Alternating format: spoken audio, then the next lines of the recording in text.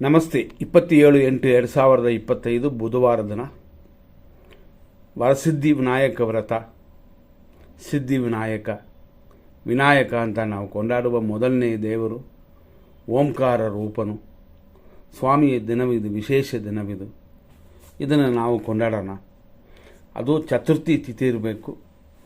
ಚತುರ್ಥಿ ತಿಥಿ ಇವತ್ತು ಇರುವ ಸಮಯ ಅಂದರೆ ಎಷ್ಟು ಗಂಟೆವರೆಗೂ ಫಸ್ಟ್ ಚತುರ್ಥಿ ತಿಥಿ ಇದೆ ಅಂತ ನೋಡಬೇಕು. ಆಮೇಲೆ ಪಂಚಮಿ ಬರುತ್ತದೆ. ಬೆಳಗ್ಗೆ 6-8ರಿಂದ ಮಧ್ಯಾಹ್ನ 3:44ವರೆಗೂ ಚತುರ್ಥಿ ತಿಥಿ ಇದೆ. ಹಂಗಾಗಿ ಅಷ್ಟರಲ್ಲೇ ನಾವು ಕೊಂಡಾಡಬೇಕಾಗುತ್ತದೆ. ಆದ್ದರಿಂದ ಈ ದಿನದಲ್ಲಿ ಒಳ್ಳೆಯ ಸಮಯವನ್ನು ನೋಡೋಣ. ಅಂದರೆ ಚತುರ್ಥಿ ಒಳಗಡೆ ಇರುವಂಥ ಸಮಯಗಳು ಅಂತ. ಆದ್ದರಿಂದ ಗಮನಿಸಿ.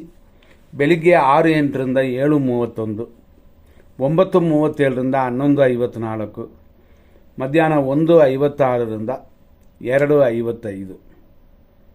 ಈ ಸಮಯದಲ್ಲೇ ಅಂದರೆ ಇಷ್ಟರಲ್ಲೇ ಮಾಡಬೇಕಾಗ್ತದೆ, ಕೊಂಡಾಡಬೇಕಾಗ್ತದೆ. ಆಮೇಲೆ ಅಂತಂದರೆ ಚತುರ್ಥಿ ಮುಗಿದೋಗ್ಬಿಡ್ತದೆ, ಪಂಚಮಿ ಬರುತ್ತದೆ. ಆದ್ದರಿಂದ ಪ್ರತಿಯೊಬ್ಬರು ಸ್ವಲ್ಪ ಗಮನ ಕೊಡಬೇಕು. ಆದರೆ ನಮ್ಮಲ್ಲಿ ಹುಡುಗರೆಲ್ಲ ಏನು ಮಾಡ್ತಾರೆ ಅಂತಂದರೆ ಇದು ಒಂದು ವಾರ 15 ದಿನದವರೆಗೂ ಕೊಂಡಾಡುತ್ತಾರೆ. ಅದು ಖುಷಿಗೆ ಮಾಡುವಂಥದ್ದು, ತಪ್ಪೇನಿಲ್ಲ. ಆದರೂ ದೇವರ ಪೂಜೆ, ವರಸಿದ್ಧಿ ವಿನಾಯಕ ವ್ರತ ಅಂತಂದರೆ ಮಧ್ಯಾಹ್ನದ ಒಳಗೆ ಮಾಡಿ ಮುಗಿಸಿದ್ರೆ ಉತ್ತಮವಾಗಿರುತ್ತದೆ. ಯಾಕೆಂತಂದರೆ ಆಮೇಲೆ ಬೇಡ ಅನ್ನೋ ರೀತಿಯಲ್ಲಿ ನಾವು ಇದನ್ನು ನೋಡ್ಕೋಬೋದು. ಇವತ್ತಿನ ವಿಶೇಷವಾಗಿ ಬೇರೆ ಏನೆಲ್ಲ ಇದೆ ಅಂತಂದರೆ, ಇವತ್ತು ಕುಂಭರಾಶಿಯವರಿಗೆ ಸುಮಾರು ಸಂಜೆ 7:21ವರೆಗೂ ಚಂದ್ರಾಷ್ಟಮವಿದೆ. ಆನಂತರ ಮೀನರಾಶಿಗೆ ಚಂದ್ರಾಷ್ಟಮ ಅಂತಂದರೆ ಸ್ವಲ್ಪ ದೋಷವಿರುವ ದಿನಗಳು ಅಂತ.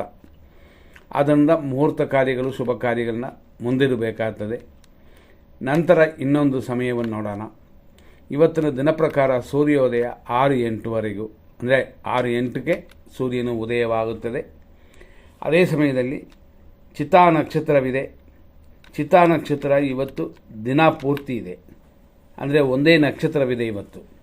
ಈ ಚಿತ್ತಾ ನಕ್ಷತ್ರದ ಅಧಿಪತಿ ಕುಜಗ್ರಹ ಅಂತ, ಅಂದರೆ ಮಂಗಳ ಗ್ರಹ, ಅಂಗಾರಕನು ಅಂತ. ಅಂಗಾರಕನಕ್ಕೆ ಪೂಜೆ ಮಾಡುವಂಥದ್ದು ಕೂಡ ಉತ್ತಮವೇ ಈ ದಿನದಲ್ಲಿ. ಇವತ್ತಿನ ನಕ್ಷತ್ರ ಪಾದಗಳನ್ನು ನೋಡೋಣ.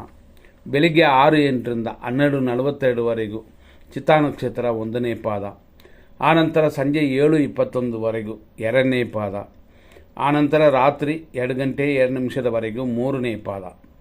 ಲಾಸ್ಟಲ್ಲಿ 2 ಮೇಲೆ, ಅಂದರೆ ರಾತ್ರಿಯ ಮೇಲೆ ದಿನ ಪೂರ್ತಿ, ಅಂದರೆ ನೈಟ್ ಪೂರ್ತಿ ಚಿತ್ತಾ ನಕ್ಷತ್ರದ 4ನೇ ಪಾದವಿದೆ.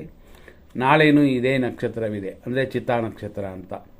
ಆದ್ದರಿಂದ ಪಾದಗಳನ್ನು ತಿಳಿದು ನಾವು ಯಾವ ಪಾದದಲ್ಲಿ ಮಗು ಹುಟ್ಟಿದೆ ಅಂತ ತಿಳ್ಕೊಬೋದು. ವಿಶೇಷ ಅದಕ್ಕಾಗಿ ಇದರಲ್ಲಿ 19:21, ಅಂದರೆ IST ಟೈಮ್, ಅಂದರೆ ಸಂಜೆ 7:21ವರೆಗೂ ಒಂದು ರಾಶಿ ಇರುತ್ತದೆ, ಅಂದರೆ ಕನ್ಯಾ ರಾಶಿ ಇರುತ್ತದೆ. ಆ ನಂತರ ತುಲಾ ರಾಶಿ ಸ್ಟಾರ್ಟ್ ಆಗುತ್ತದೆ. ಇದನ್ನು ಗಮನಿಸ್ಕೊಳ್ಳಿ. ಮತ್ತಷ್ಟು ವಿಶೇಷಗಳನ್ನ ನೋಡೋಣ. 100% ಕೆಟ್ಟ ಟೈಮು ಅಂತ ನೋಡೋಣ. ಅದರಲ್ಲಿ ಯಾವ ಕಾರ್ಯಗಳನ್ನು ಪ್ರಾರಂಭ ಮಾಡೋದು ಬೇಡ ಅಂತ.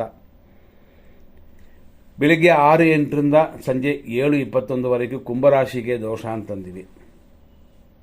ಅದೇ 7:33ರಿಂದ 9:35ವರೆಗೂ ಮೃತ್ಯು. 7:42ರಿಂದ 9:15ವರೆಗೂ ಯಮಗಂಡ ಕಾಲ. ಹಂಗಾಗಿ ಮೃತ್ಯು ಯಮಗಂಡ ಎರಡೂ ಸೇರೋದರಿಂದ ಸ್ವಲ್ಪ ಗಮನ. 11:56ರಿಂದ 12:46ವರೆಗೂ ದುರ್ಮುಹೂರ್ತ. 12:21ರಿಂದ 1:54ವರೆಗೂ ರಾಹುಕಾಲ. ಇವತ್ತು ದುರ್ಮುಹೂರ್ತ ಜೊತೆಯಲ್ಲಿ ರಾಹುಕಾಲವು ಕೂಡಿ ಬಂದಿದೆ.